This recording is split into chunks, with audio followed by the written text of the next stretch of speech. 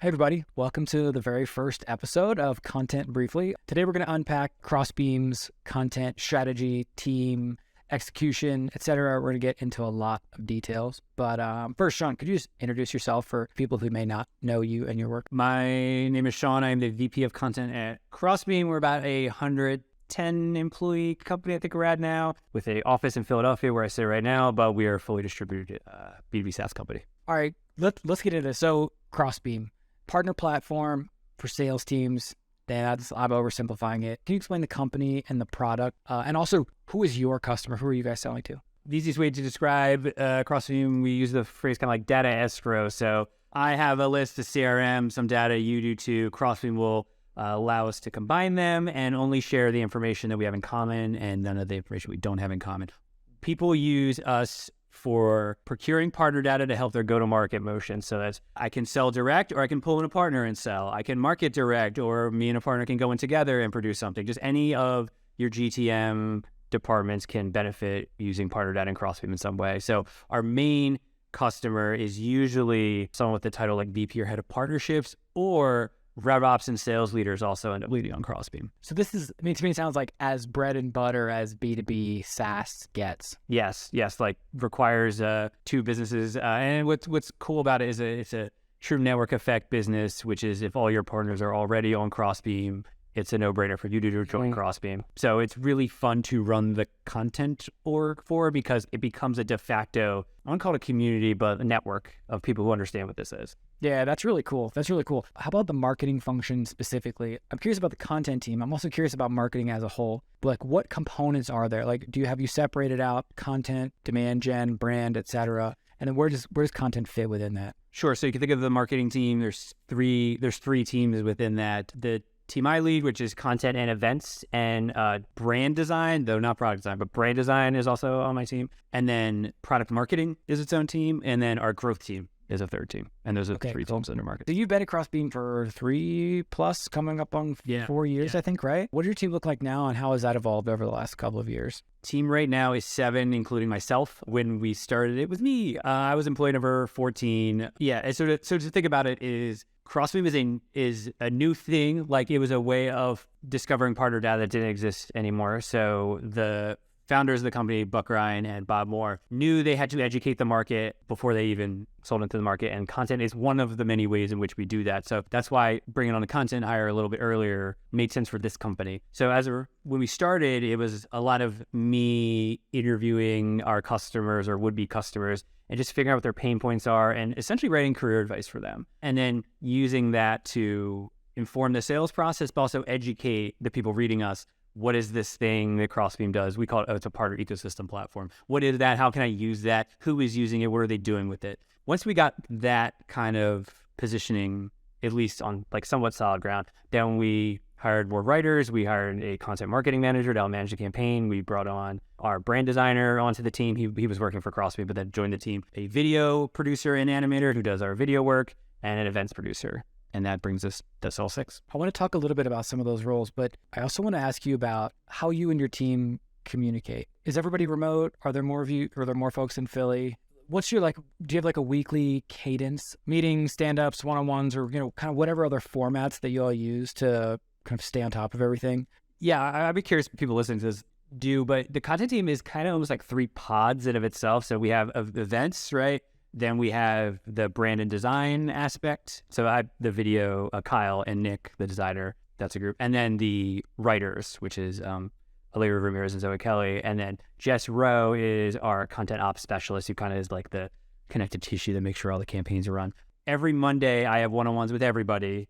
And then every individual, And then every other Friday, we do a content team meeting where we go over all the campaigns we're doing in Notion, check in on everyone's tasks. Some discussions that happen via Slack will say, save this should happen fluidly and synchronously. I'm at the content team meeting. And then every Thursday, once a week, we have what we call our writers workshop, which is led by Olivia Ramirez, who people bring drafts, they bring ideas, they bring like headline suggestions, like whatever they're struggling with. It's a creative meeting. It's a pitch meeting. It's a chance to like read each other's work and level it up. So cool. That sounds like a fun meeting.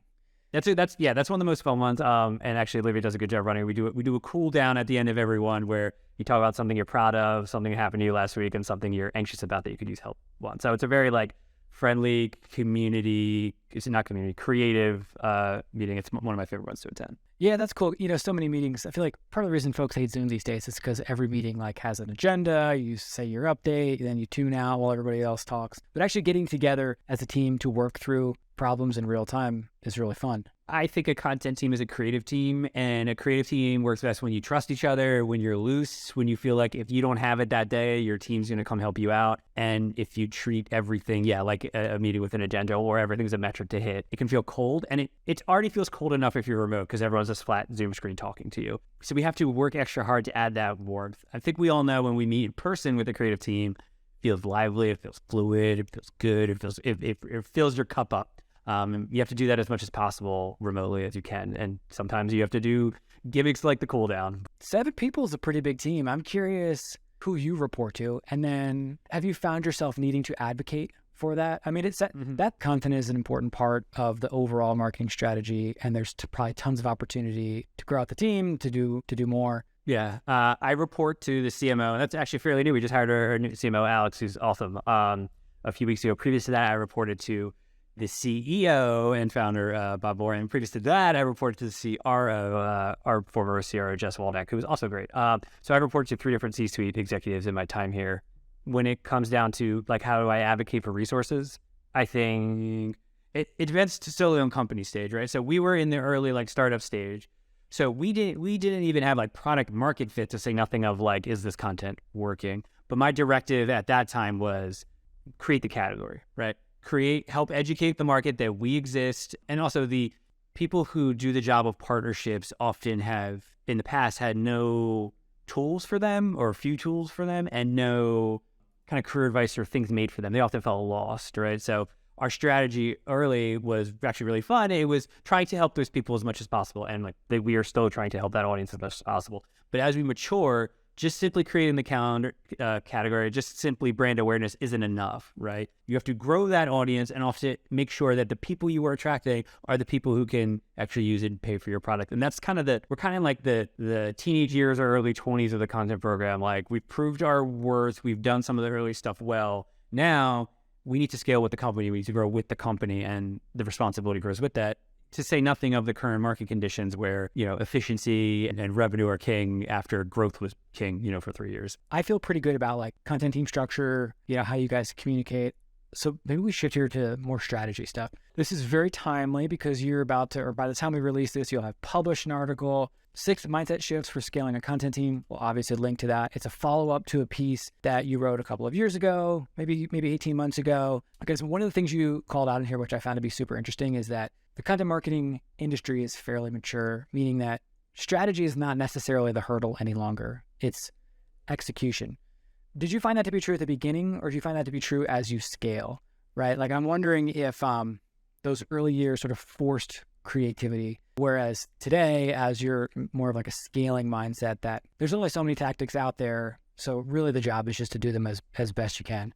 I think a lot of the talk about content marketing strategy and like new tools or new things is like kind of dancing around like you have to know who your audience is, and then you have to get them to want to pay attention to you and get them to find value in the things you put out. And it sounds really glib and like flippant, but like that simple idea is incredibly difficult. And to me, like that's execution, right? Like it doesn't matter if you accomplish it via 7-second TikTok videos you put out every day or 150,000 word opus once a quarter. Like it really doesn't matter as long as that goal is accomplished. So that's what I mean. It's an execution game where the varying tactics that you choose to execute that could just like differ immensely, but you're not going to discover some way of doing that, or it's going to be rare to discover some way of doing that just hasn't been attempted yet. There's not a lot of fertile ground. I think one of the reasons because of that is like the tools we use to, quote unquote, consume content are the laptop, are the phone. SaaS as itself is like pretty mature. So unless someone invents like a brand new hologram machine or like new platform, I mean, AI, like people are like as bullish on that as being a whole new opportunity, maybe. But like until that happens, we're really dealing with the same tools in our toolbox. And rather than searching for the different tool, just look at the tools in front of you and be the best user of that tool. And I think a lot of, extra time is wasted of people looking for a better hammer when you have a hammer right in front of you. That makes me think of email, which you talk about in that post, which is like, yeah, it's kind of, to me, email is like one of the hammers, and most people are like, it's too boring. Yeah. Yes, it's boring to say you got to build a list and communicate, give value, and everyone will be like, yeah, I know, but give me the shiny thing. And I'm like, no, doing that is so hard. It's so hard. It's like when you watch a cooking show and Gordon Ramsay makes everyone make an omelet, and everyone's like, an omelet is easy, but to really nail an omelet at a French chef level is incredibly difficult. Very different. Yeah. Right. And that's what I urge. I think you have to find joy in doing that. And I'm not saying we're even there where we need to be, but that cycle of improving on that to me is a better use of time than searching for a brand new channel. You write in the post that you've built, you and the team have built a newsletter list of over 50,000 people in 3-ish years. That strikes me as really impressive, because I think, one, people are less committed to email than they were, say, 5 years ago. But two, there's just a lot out there, you're competing. I mean, obviously, attention is in short supply. Can you talk a little bit about that? I'm imagining a clickbait article that's how we grow our email list from 0 to 50,000 and these 5 simple steps.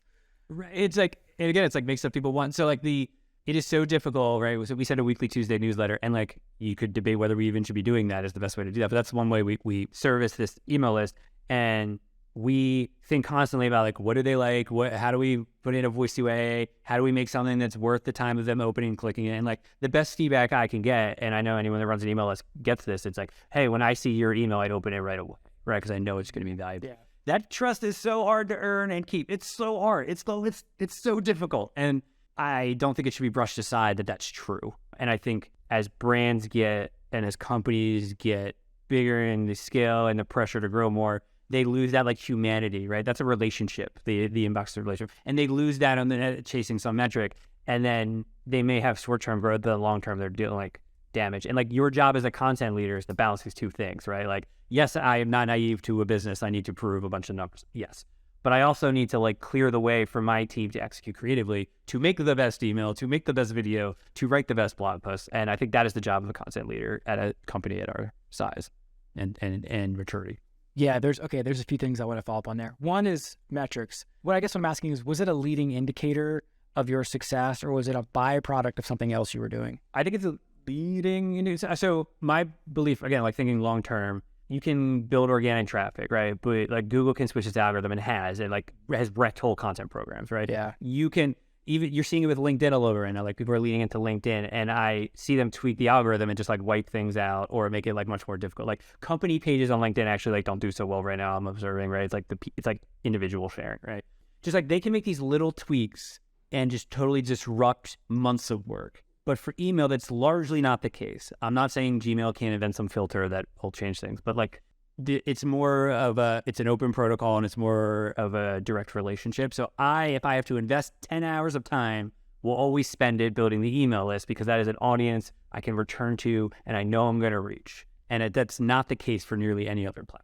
Okay, this is interesting. This is, again, a kind of a recurring theme that we see popping up in conversations in Slack, where there is some tension between audience building, which I think email kind of falls under that category, and then organic traffic growth, which kind of sends teams off in a different direction. Mm-hmm.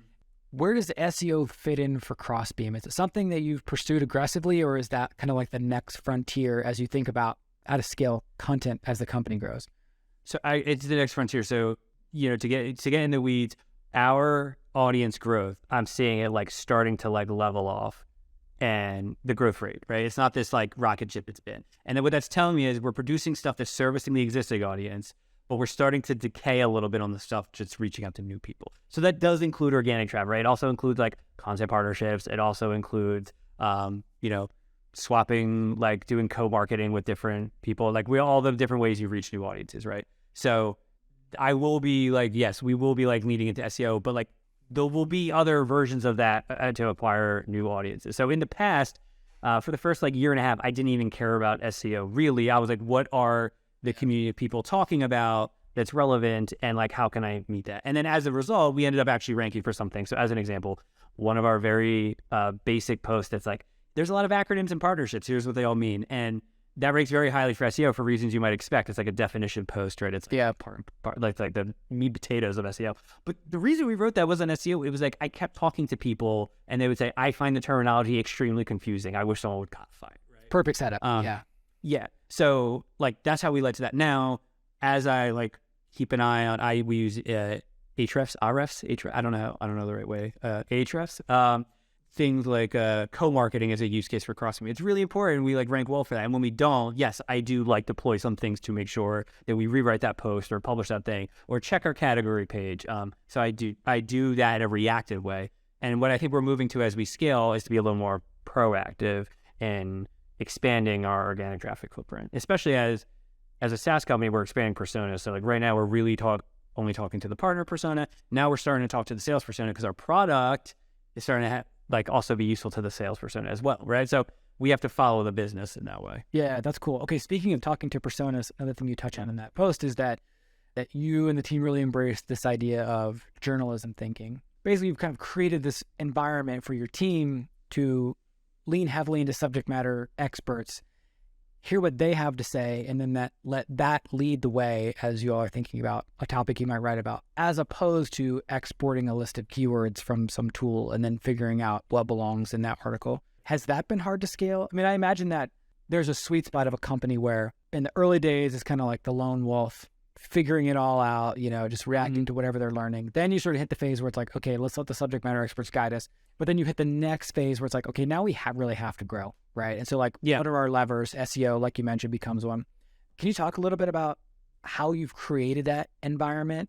Are there any, maybe it's like you've hired people who have journalism backgrounds and let them do their thing. Or maybe it's sort of like you've advocated to leadership that, you want to bring in expertise from, quote unquote, influencers to help level up growth or whatever. The reason we advocate for that is this market of like using partner data and ecosystems to affect your go-to-market motions, right? Like your company has some version of what I'm describing. Like the thing you're trying to service is changing so quickly that the people who understand best how it's going, what their troubles are, what's working, are the people in the trenches, the people doing the job. Yeah. And so if anything, you can think of it as like, if you reframe it from like subject matter experts to potential customer interviews, right? It's like, essentially what it is, right? You're realizing the things that's working and not working, and then you're reproducing that as thought leadership. But also, I have aggregated and collected a bunch of insights, and so has our staff, right? And given it to our sales team, like, hey, I keep talking to people that say X, so this is something that's going to come up. And occasionally the sales team, like, we're seeing that too, right? And so that's us getting like ahead. That's beautiful where the market's going, right? But then, as we grow, something funny started to happen is we went from being an observer of the space to an authority of the space, right? Because we've talked to so many people, we have so many resources for them that I've been on calls where people are like, I'll say, how are you conducting co-selling? And they'll be like, I don't know, man, you tell me, you guys are the experts, right? So it's something that we're trying to balance is like, yes, keep talking, but also, one of the things we're imparting onto the market is this concept of ecosystem-led growth. Whatever you are using to grow, put your ecosystem data on top of it, and it will go faster and will go better. And so we've actually had to shift a little bit from interviewing people about what they're doing, more saying like, hey, we're looking at this space and this is how we're seeing a potential like growth avenue for you, the people reading this blog. And then, as we put that out there, people raise their hand and be like, oh, I'm actually doing that. And then we have a bunch of more examples, right? So it's kind of like this, it's look forward, look back. Like we look at what the market's doing now. We maybe make some predictions or analysis on ways it could help with data and our own analysis, and then flip it and then interview them about that. And we just kind of like bounce back and forth between that.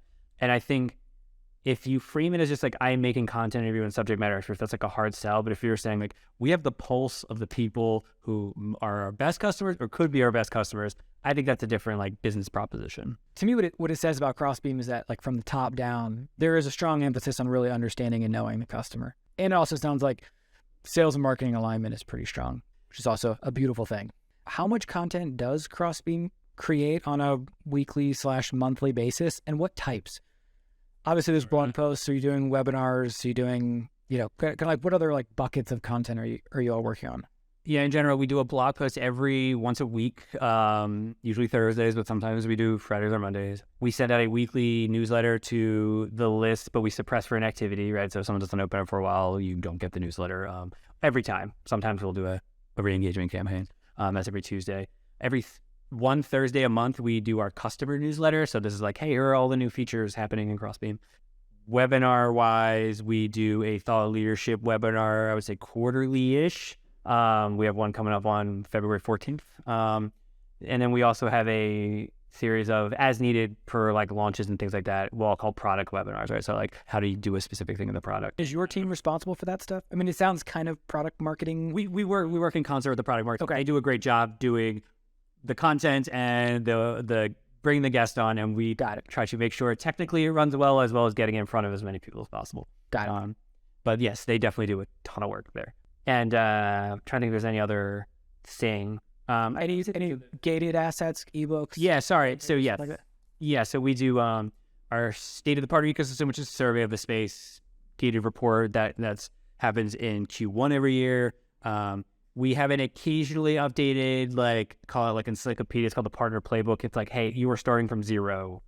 Here's the thing. Here's everything you need to know. That's our most popular gated asset. It hasn't been updated probably in a year almost. And we have a series of like smaller things like the Crossbeam Guide to Account Mapping, the Crossbeam Guide to Co-Selling, the Crossbeam Guide to Vetting and Integration. These are all just like use cases for our product combined with like thought leadership as well as like here's how to do it in the product. So it kind of blurs a little bit the traditional content role in product marketing. Let's talk about events. So you talk about events quite a bit in this blog post. The first thing I thought when I read it was events and content. I mean, I guess events are content, but you don't typically, it's like most content teams don't operate podcasts either because it's a specialty medium. And so usually you bring in people who know what they're doing to do that. At least sort of in my own experience, there's like an events team, they sort of deal with that. Like maybe we'll help them publish the content later. How does Crossbeam think about that? Like it sounds like events are actually quite integrated with content to the point where you even have a dedicated person on your team. I always think of events as publishing, right? Events are like a capstone of what I would call like a reader experience, but you might call like a customer experience, which is like you hear about us via blog posts, you begin to trust us because we're producing insights that are useful to you. Maybe you then pay for Crossbeam or at least use like the free tier of Crossbeam. You download our reports and like use those to benchmark your partnership team. Like you end up trusting us. And then to me, the final act or one of the final acts or most like engaging acts you can do with the brand is I will get on a plane, leave my family for 3 days, listen to other people talk about partnerships and listen to like a curated experience, which Crossbeam has made for me, right? You have to trust us immensely to do that. And I think that should feel like a cohesive journey from the first blog post I read to the event itself. Like it is either the capstone of the pre-buying journey or maybe you've bought it and it's the capstone of like the customer journey. But either way, getting someone to physically show up and trust you with their time and money is like just the hardest thing and a tremendous honor. And I think a content team is well suited to do that because you're the tip of the spear, helping to build that community of people. The people who produce and write and star in your blog posts are featured speakers, right? The people who react well to like your webinars can be like leading a workshop one day, right? Like the content you do should be like the early proving ground for someone to eventually represent you at an event. And I think this is all connected and better when this is all on the same team. That's so interesting. Are events a line of revenue or is it a marketing function? Like, is there an events P&L or do you just consider whatever costs associated with it as just part of your marketing budget? The answer I'm going to expect is yes to all those things. I think broadly when we started events, so last year was the first full year of these events, we didn't know what would work, what the market would react to, what motions would lead to sales, right? So it was very experimental. It was like, we'll do a little bit of this, we'll do a little bit of that. This year is us focusing in and on a handful of either like brand building or pipeline filling events, depending on what the event is. And honestly, it's like a conversation we're still having. It's like, what is the best use of this limited time and money? Because events are very labor and capital intensive, right? So you're going to be really sure about the goal of one and that it meets that goal. And, you know, I'm having meetings all throughout this month, honestly, on some events we have planned of being like, all right, is this a brand one? Is this pipeline? We're like, we like want to make sure and we don't have it nailed down. We don't, but we do know that when we nail an event, it just has profound positive ripple effects throughout the business, whether that's customers, whether it's just like good vibes, whether that's people like paying attention to us. Like I think the secondary and tertiary effects are great. Now, I'm not naive, nor should you be, the fact that things cost money. And if you put $1 into marketing, somewhere down the road, it should be $3 back. But yes. And we are held accountable for that. And we are trying to do a better job of tracking. Got it. Really cool. Can I ask you a couple just like small questions that have kind of accumulated in my brain as we've been going? I'm curious about measuring quality versus measuring data. Like, do you hold your team accountable to any key metrics? You know, you might read something that someone on the team writes and say, wow, this is great, but it doesn't achieve the kind of the objective results that you might hope for. Yes, but sometimes you like don't know, right, whether before you release it. But I think, right, there's the creative in me wants to be like, if you write a thing and 10 people effing love it, that's worth like 100 people being like, about it.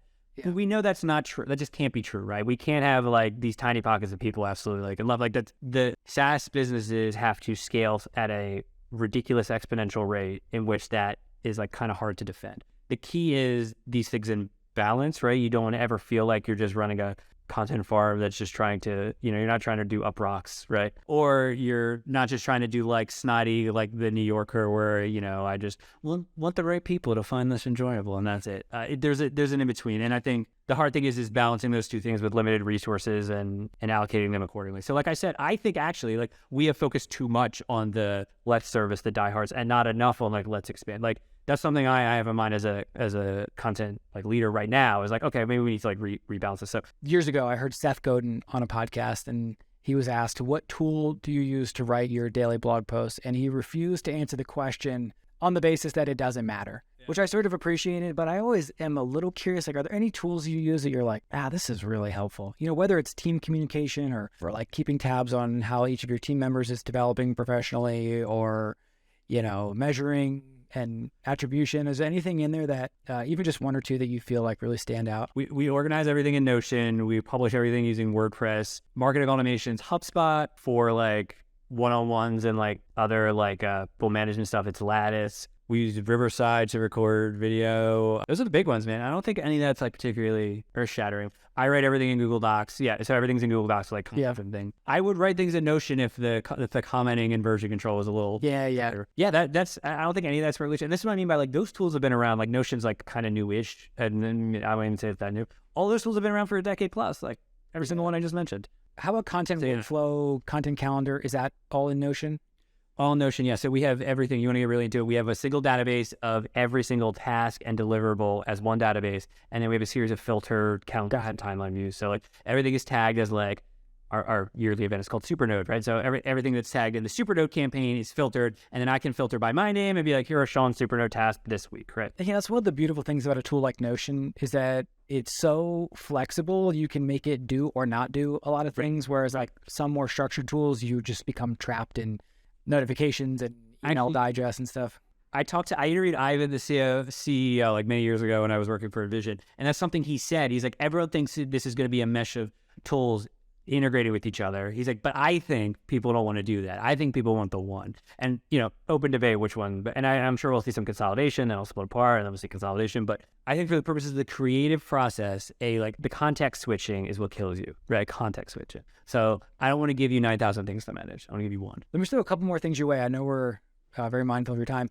AI. We could talk about AI for an hour easy. I am curious, how are you thinking about it? Have you found any immediate short-term use cases? Are you kind of thinking of some ways to integrate it, or are you still, not quite sold that it's ready for like production use? The AI it's like coming for content in an interesting way, right? Like people are like, you should just use ChatGPT and you can write your posts. My instinct is to say stuff made by humans is always going to be better, and that's that. I think that's naive. The history of technology shows us that that's not how it works. And I think in the same way, I don't think it's a unique opinion. I think it's a tool to use to base your own writing and then improve it upon later. And for low stakes, like formulaic content, I can see a world where that is like produced via AI. But the problem with AI is it's always backward looking, right? Like it has to be trained on stuff that exists already. Yeah, it won't push anything new. So I do think the line will be, are you producing new insights, new material, new creative acts? Yes. Is it some collection aggregation of things that already exist? I can see that stuff starting to lean a little more to being like AI assisted. I don't know how that's going to change like content strategy, because like I could right now, I could flood the zone with 10,000 AI produced things for keywords, but like also so can everybody else, right? So like I'm not sure that's like some sort of huge edge right now. And I hope what it actually leads to is like an up leveling of the more human stuff.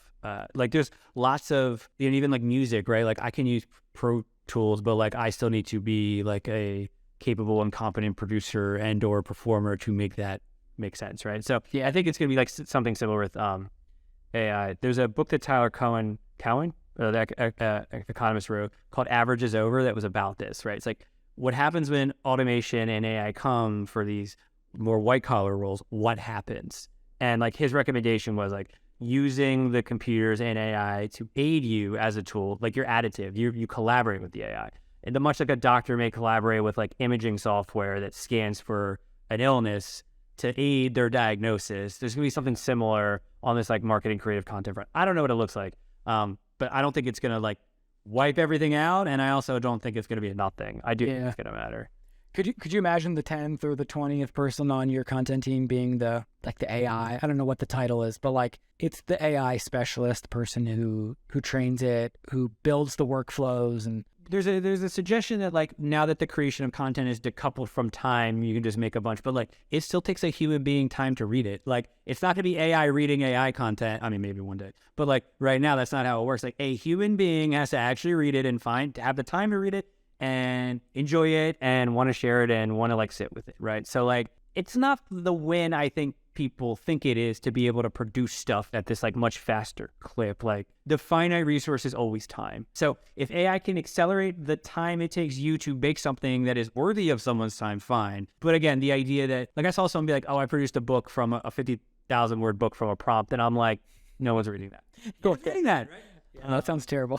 Okay, cool. No, I love it. That's cool. I feel like we're going to ask everybody about this, even though I don't necessarily want to. I feel like we have to. Like, I feel like we have to gather very smart people's opinions on it. Like, we have to use it. We have to like understand these tools so that we can talk about it and hopefully advise people on it a little bit. I mean, what we're finding right now is there's a lot of small, as you said, formulaic stuff that it actually is really helpful on. For example, I neglected to include meta descriptions in our first 200 blog posts.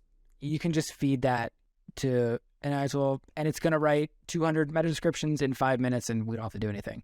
That makes me feel really excited because no one was going to read the meta description anyways. Yeah. But do you know what's funny? Do you know what those meta descriptions for? It's for Google, another machine, right?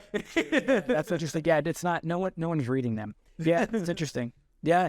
I mean, I would imagine we'll probably find some other ways. Like I think at least at the moment, there's more opportunity for folks who do a lot of A/B testing, who run a lot of display ads. I remember back in the early days of BuzzFeed, they were A/B testing headlines, and that was like an interesting thing. And like that was like particularly labor intensive, and like now it's not, right? And like imagine the things that are labor intensive now, like meta descriptions, like becoming not like that frees up the actual human beings to do more and better creative work, right? Yeah, totally. I also I like the workflow type stuff. Like one of my happiest like zones I can get in would be like building a workflow with Zapier, and I sort of sense some of that coming too, where like some of the AI stuff is going to be incorporated into workflows where you could build out something that pulls the blog posts, analyzes them, set the character limit, and it sends it back via an API to the site. Like that kind of like workflow building, I think is going to become increasingly important. I find that to be cool because it's not really content as we know it. It's more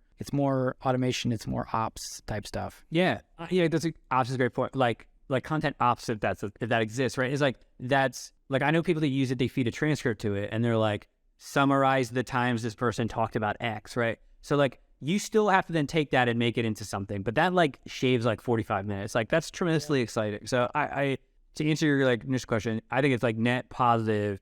And even though my knee-jerk reaction is to go live in a house in the woods and not connect any computers to it, I think it's going to be additive. And the way we have done content and content marketing and consuming content online has been so stagnant, I feel, for so long that it was due for this. And I hope there's 3 more disruptions in the next decade. It just makes things more interesting. Yeah, cool. Love it.